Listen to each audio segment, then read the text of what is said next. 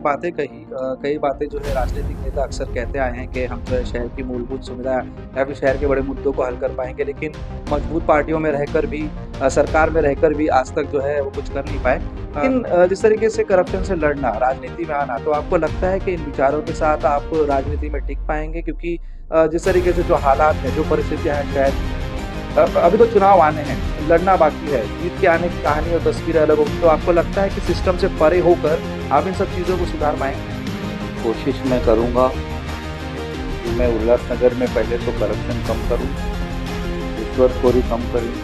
कहीं न कहीं आमदार फंड का दुरुपयोग होता है। जो मुद्दा रहा जिसको लेके आपने इस्तीफा दिया, उत्तर भारतीय समाज भवन को लेकर, क्या वंचित में भी रह के इस मांग को उठाएँगे?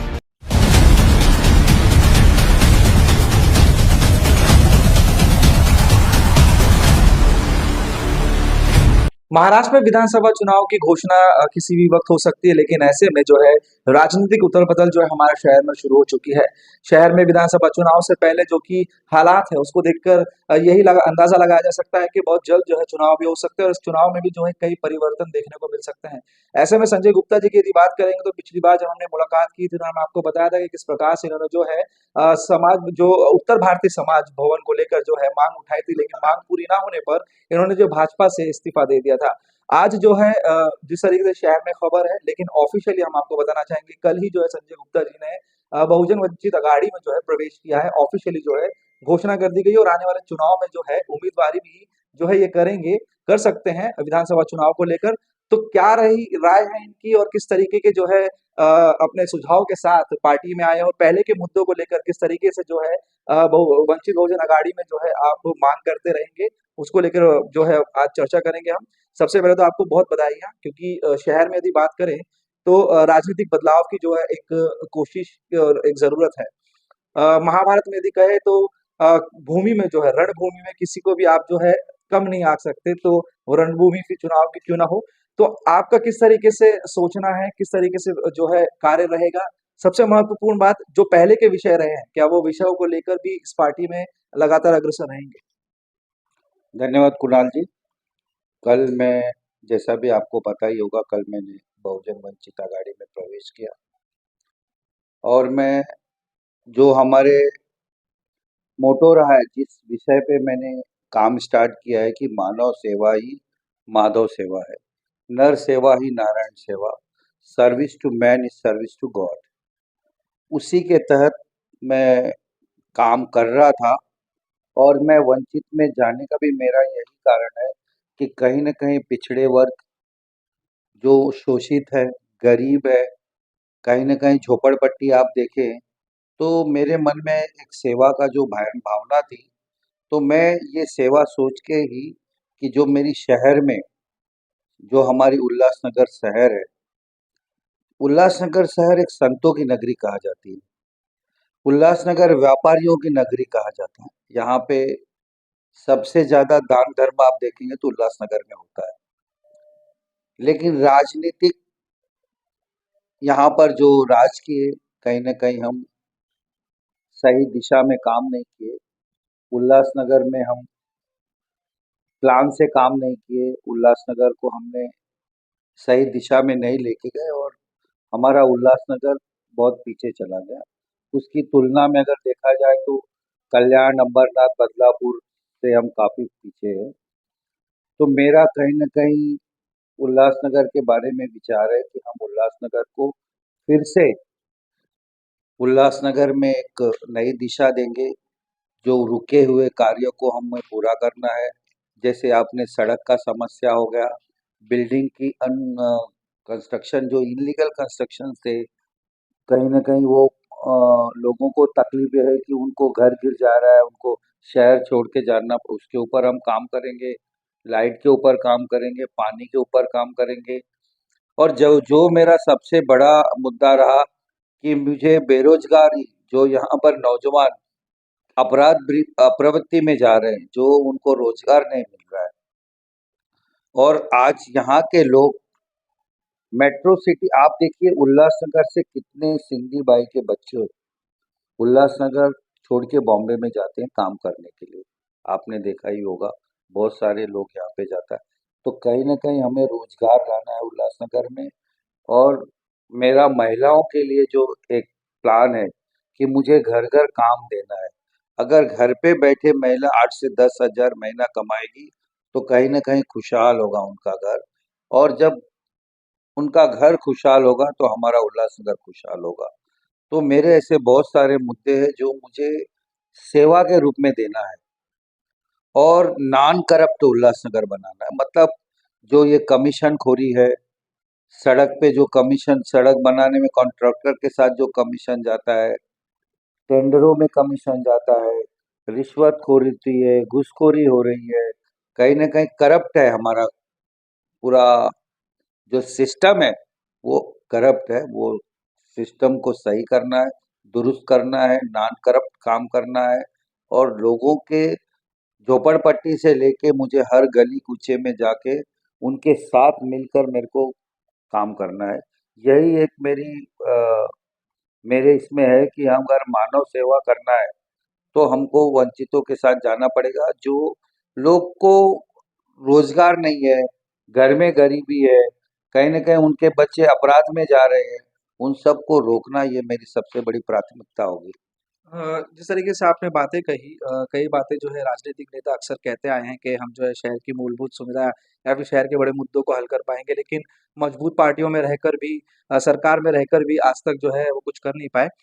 बेरोज़गारी की जो है आपने एक अहम बात की है, क्योंकि शहर के नेताओं द्वारा इतने बहुत कम लोगों ने कही है, ख़ास करके महिलाओं के लिए घर बैठे जिस तरीके से कमा सकें। लेकिन जिस तरीके से करप्शन से लड़ना, राजनीति में आना, तो आपको लगता है कि इन विचारों के साथ आप राजनीति में टिक पाएँगे? क्योंकि जिस तरीके से जो हालात हैं, जो परिस्थितियाँ हैं शहर की, अभी तो चुनाव आने हैं, लड़ना बाकी है, जीत के आने की कहानी और तस्वीर अलग होगी, तो आपको लगता है कि सिस्टम से परे होकर आप इन सब चीज़ों को सुधार पाएँगे?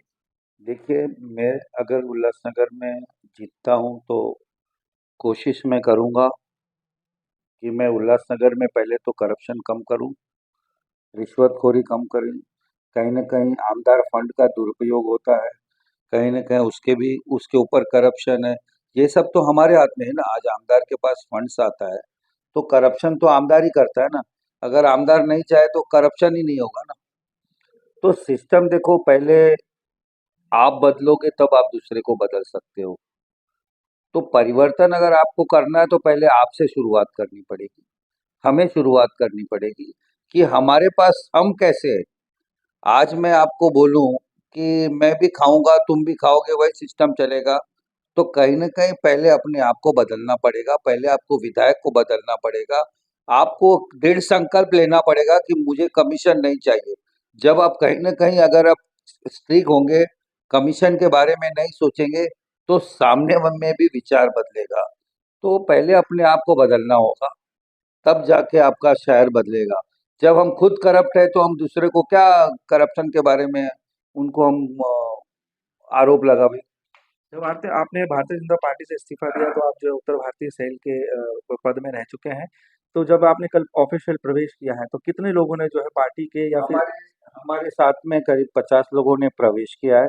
उसमें सबसे बड़ी बात यह है कि जो 35 साल से भारतीय जनता पार्टी में उन्होंने उनके साथ रह के, उनके पिताजी रह के, वो खुद भारतीय जनता पार्टी से जुड़े थे।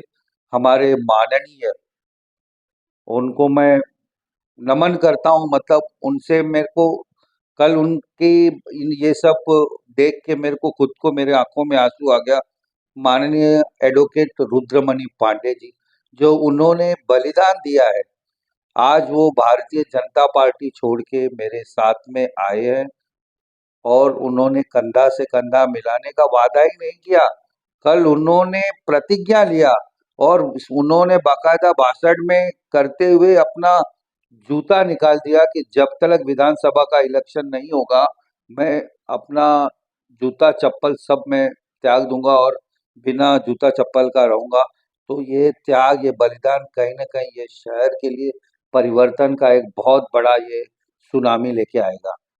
आखिरी और काफ़ी महत्वपूर्ण बात है, चुनाव में जब चुनाव होते हैं, तो चुनाव के दौरान जो है 3 चीज़ें काफ़ी महत्वपूर्ण रहती है। जिस तरीके से यदि बात करें तो जनता को जिस तरीके से पैसे देके या फिर योजनाओं के माध्यम से जो है भटकाया जाता है, और उसके बाद जो सोच होती है, सोच बदलने की, जिस तरीके से आप कह रहे हैं कि करप्शन को जो है मिटाएँगे और साथ ही साथ जो है ये रोज़गार लेके आएँगे, सिस्टम के खिलाफ खड़े होके। तो इन सब चीज़ों को भविष्य में चल के अगर परिवर्तित करना होगा, तो कोशिश क्या रहेगी? देखिए, मेरी कोशिश यही, अगर परिवर्तन करना है तो पहले अपने आप को परिवर्तन करना पड़ेगा। जब आप खुद नॉन करप्ट रहोगे तभी आप करप्शन के खिलाफ लड़ पाओगे। तो पहले तो मैं आपको ये बताना चाहता हूँ कि जो आमदार फंड्स आते हैं, जो आमदार का यहाँ पर कर्तव्य है उल्लासनगर के प्रति, पैसा काफ़ी आता है, उल्लासनगर में अच्छा सुविधा हो सकता है, उल्लासनगर में अच्छे काम हो सकते हैं, लेकिन हमारी नीयत अच्छी नहीं होती है। तो हमको पहले अपनी नीयत बदलनी है। जब तक हम अपनी नीयत ही नहीं बदलेंगे, तब तक उल्लासनगर का विकास नहीं होगा। इसलिए उल्लासनगर में परिवर्तन होना बहुत ज़रूरी है। जब तक उल्लासनगर की जनता उल्लासनगर में परिवर्तन नहीं करेगी, तब तक उल्लासनगर का विकास होना असंभव है। जो मुद्दा रहा जिसको लेके आपने इस्तीफ़ा दिया, उत्तर भारतीय भवन को लेकर, क्या वंचित में भी रह के इस माँग को उठाएँगे? सर बिल्कुल, हिंदी भाषी भवन उल्लासनगर में का जो मुद्दा था आज भी मेरा वही है। मैं हिंदी भाषी भवन के लिए आज भी बोल रहा हूँ आपके चैनल पे कि मैं बनाऊंगा, और ये हिंदी भाषी भवन मेरे कार्यकाल में बन के रहेगा। इसमें कोई किंतु परंतु है ही नहीं।